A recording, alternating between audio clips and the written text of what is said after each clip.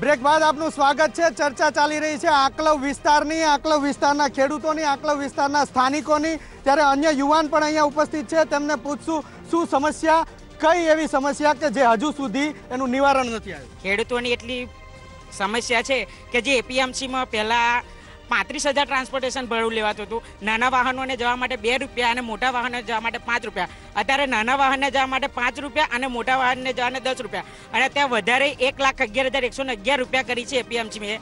તો એપીએમસીમાં જે આ કોંગ્રેસની બોડી છે, બરોબર છે, ત્યાં આવીને આઈસ્ક્રીમની ડબલીઓ ખાઈને ઘેર જ જતા રહે છે, કશું કરતા નથી। એનો મેઇન પ્રશ્ન છે ખેડૂતોનો। અચ્છા, એપીએમસીનો મુખ્ય પ્રશ્ન છે, આક્ષેપ ખેડૂત કોંગ્રેસ ઉપર છે, એટલે પહેલો જવાબ કોંગ્રેસ પાસેથી લઈશ।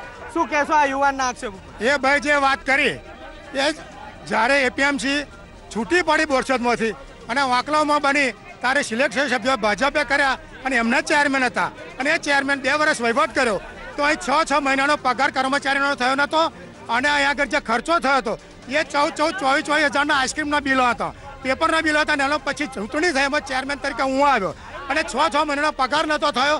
એ પગાર અમે આપ્યો, પગાર આપ્યા પછી આજે અમારું અહીંયા 20 લાખનું બેલેન્સ પણ છે, સારો વહીવટ છે, અને એ ભાઈ 10 રૂપિયા 5 રૂપિયામાં કહેતા હોય તો સરદારનું સ્ટેચ્યુ ઓફ યુનિટી થાય તો 500 રૂપિયાની ટિકિટ છે। અચ્છા, એટલે આઈસ્ક્રીમ એપીએમસીમાંથી સૌથી વધારે ખર્ચો આઈસ્ક્રીમ પાછળ થયો છે, અને ભારતીય જનતા પાર્ટીનો આક્ષેપ છે કે કોંગ્રેસની જ્યારે બોડી હતી ત્યારે આઈસ્ક્રીમનો ખર્ચો થયો છે।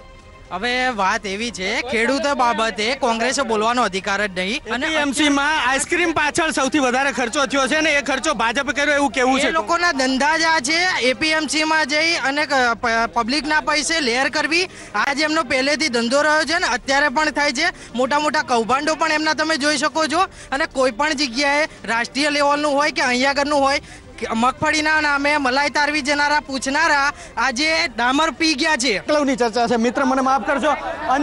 અન્ય એક મુદ્દે શિક્ષણની શું સમસ્યા આકલવ વિસ્તાર? આકલાની શિક્ષણમાં જે પ્રાથમિક શાળાઓ છે, પ્રાથમિક શાળાઓ છે 8મા ધોરણથી 9મા ધોરણમાં ભણે, જે ભણવા જાય તો આગલી સ્કૂલમાં જગ્યા મળતી નથી, છોકરાઓ લેતા નથી, આજુબાજુના છોકરાઓ લેતા નથી, અને શિક્ષણમાં એટલો બધો ભ્રષ્ટાચાર થાય છે કે આગળ ભણાવવા છોકરો ભણી શકે એમ નથી, કે ગરીબ લોકોનો છોકરો કોઈ આગળ ભણી શકે એમ તૈયારી નથી લોકોની હોતી।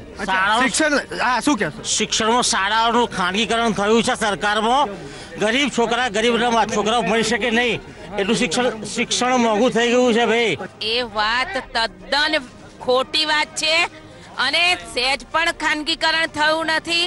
ભારતીય જનતા પાર્ટીની સરકારે 42 જેટલી યુનિવર્સિટીઓ નાખી છે। છોકરાઓને ભણવા માટે હમણાં જ મુખ્યમંત્રીએ ટેબ્લેટની વ્યવસ્થા કરી છે, અને બહેનો દીકરીઓને મફત હમણાં 10માની ને 12માની બોર્ડની પરીક્ષાની ફી પણ કેન્સલ કરી છે। આટલી તો નીચે ધડમૂળથી કામ ભારતીય જનતા પાર્ટીની સરકાર કરી રહી છે। શિક્ષણની અંદર ભારતીય જનતા પાર્ટી ધડમૂળથી કામ કરે છે, કેવું એવું છે કે શિક્ષણનું ખાનગીકરણ થયું છે, શિક્ષણની પૂરી વ્યવસ્થા નથી। અહીંયા આગળ મોટાભાગની ઇન્ટરનેશનલ સ્કૂલો આવી ગઈ, મોટાભાગની ભાજપના મળતિયાની છે, અને એની અંદર સ્મૃતિ ઈરાની ખુદ જે એચઆરડી મિનિસ્ટર હતા એ ઉદઘાટન કરીને ગયા હતા। અને રોજગારની વાત કરતા હોય, હમણાં પોલીસની પરીક્ષા ગઈ, અહીં ખાલી આકલાવ વિધાનસભાના 5,000થી વધારે લોકો સુરત પરીક્ષા આપવા ગયા, ત્યાં આગળ ખબર પડી કે ભાજપનો નેતા પેપર લીક કરવામાં આવ્યો, અને એ તમામને પાછું આવવું પડ્યું, તો એનું ભાડું નાડું કોણ હાલશે? અચ્છા, એક વાત એ પણ આવી છે કે નહેરની અંદર જે રોજ ગાબડા પડે છે એમાંથી એક વસ્તુ એ બહાર આવી છે કે ભ્રષ્ટાચાર થયો હોય તેવું લાગે છે। સમગ્ર ગુજરાતમાં અત્યારે પાકી નહેરોનું બાંધકામ ચાલુ થયું છે। ભૂતકાળની અંદર આવી કોઈ નહેરો જોવા મળતી નથી। સંપૂર્ણ પાણીનો યોગ્ય ઉપયોગ થાય અને ખેડૂતને સંપૂર્ણપણે પાણી મળે તે હેતુથી આ પાકી નહેરો બનાવવામાં આવી છે। પેપર લીકના કારણે આકલવના વિદ્યાર્થીઓને પણ નુકસાન થયું છે। ગુજરાતના 90,000 વિદ્યાર્થીઓ, ગુજરાતના 90 વિદ્યાર્થીઓને નુકસાન નહીં થયું। જે સારા હોશિયાર વિદ્યાર્થીઓ હતા એમને નુકસાન ના થાય, અને જે લોકોએ ગુનો કર્યો છે એ ગુનેગારોને પકડી અને એ લોકોને સજા આપશે, અને વિદ્યાર્થીઓને અન્યાય ના થાય। આ સરકારે ઓનલાઈન પરીક્ષા લેવાનું કામ આ સરકારે કર્યું છે। આપને પૂછવા માંગીશ, અન્ય શું સમસ્યા એવી છે આકલવમાં જે આકલવના લોકોને પરેશાન કરે? આકલાવમાં નીલગાયના પ્રશ્નો બહુ મોટા પાયે છે। આજે 20 વર્ષ પહેલા આટલા બધા પ્રશ્નો નહોતા, અને સરકારે નીલગાય માટે ફેન્સિંગની યોજના સબસિડીવાળી કાઢી છે, પણ કોને મળી, એને કોને મળવાનું, એને પાક્કા બિલ રજૂઆત કરીએ છીએ, છતાંય એને પાસ કરવા માટે પૈસા। ફેન્સિંગની યોજના છે, હું તમને એક જ કહું, અહીંયા અમિત ચાવડાનું બોર્ડ છે લાઇટ માટે, એક એક મહિનાથી લાઇટ બંધ છે, કોઈ દેખાતું જ નહીં. અમે નોકરી છે, અમારું મન જાણે છે. એક મહિનાથી લાઇટ બંધ છે, આ હેલોજન માર્યો હે, એનો શું નિકાલ છે? આપનું શું કહેવું છે? શું સમજ? મારું તો એવું કે મારા ગામની વિકાસ થવો જોઈએ, બસ બીજું કશું મારે કેવું નથી. વિકાસ થયો છે? હા, વિકાસ થયો છે. અચ્છા, નીલગાયનો એક પ્રશ્ન સામે આવ્યો છે.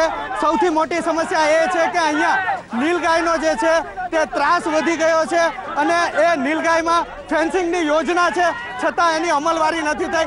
નીલગાયના કારણે ખેડૂતોને નુકસાન થાય. નીલગાયના કારણે કોઈને ખેડૂતોને નુકસાન થતું નથી. સરકારે સબસિડી ઉપર ફેન્સિંગની સુવિધા કરી આપી છે.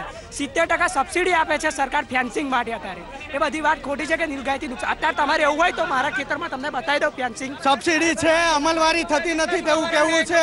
નીલગાયમાં ફેન્સિંગની અમલવારી નથી થતી. નીલગાયની એ વાત કરતા હોય તો નીલગાયમાં કેટલા ખેડૂતોને અમને સબસિડી આપી? મારે એ મિત્રને પહેલું પૂછવું છે. એક પણ મિત્રને એક પણ ખેડૂતને એની સબસિડી મળતી નથી અને નીલગાયથી એટલું બધું પાકમાં નુકસાન થાય છે કે એને ના પૂછવા એના લીધે પણ ખેડૂતો પાયમાલ થાય છે. બીજી વસ્તુ વિકાસની વાત કરી તો મારે એમને પૂછવું કે 22 વર્ષની ભાજપની સરકાર છે, વાસદથી બગોદરાનો રસ્તો 10 વર્ષથી પડી રહ્યો છે, રોજના એક્સિડન્ટ થાય છે, દર વર્ષે 50 થી 60 લોકોમાં મરણ પામે છે. તો એ સરકાર ક્યારે જાગશે અને રસ્તો બનાવશે? એ મોટો વસ્તુ છે. સવાલ પૂછી લઉં, રોડ રસ્તો વર્ષોથી બંધ છે, અકસ્માતો થાય છે, જીવ ગુમાવે છે, ક્યારે રસ્તો બનાવશે સરકાર? કેન્દ્ર સરકારે 1200 કરોડ રૂપિયા ફાળવી દીધા છે અને ટેન્ડરિંગ થાય છે. ટેન્ડરિંગ પણ થઈ ગયું છે. અમારા માનનીય મુખ્યમંત્રી શ્રી વિજયભાઈ રૂપાણી ટૂંક જ સમયમાં આ રસ્તાનું ખાતમુહૂર્ત કરશે અને આ જે પ્રશ્ન છે, લોક લાગણી છે, એને વાચા આપીને અને એ પ્રશ્નને નિરાકરણ લાવશે તેવું ભાજપનું કહેવાય. બળવંત વાઘેલા અહીંના મારા સહયોગી અહીંયા છે, તેમને પૂછું બળવંત, આટલી ચર્ચા થાય, બીજી કઈ એવી સમસ્યા આંકલાવ વિસ્તારની કે જે હજી સુધી એનું નિરાકરણ નથી આવતું?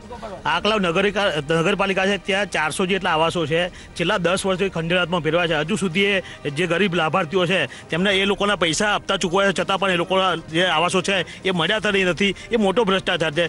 બાકી જે વાત રહી 6 લાઇન રોડની, એનું જે કામ ખોરંભે પડ્યું છે એમાં 400 જેટલા લોકો છેલ્લા 1 વર્ષમાં મૃત્યુ પામ્યા. એના જે પરિવારો છે હાલ રજડી પડ્યા છે. જી.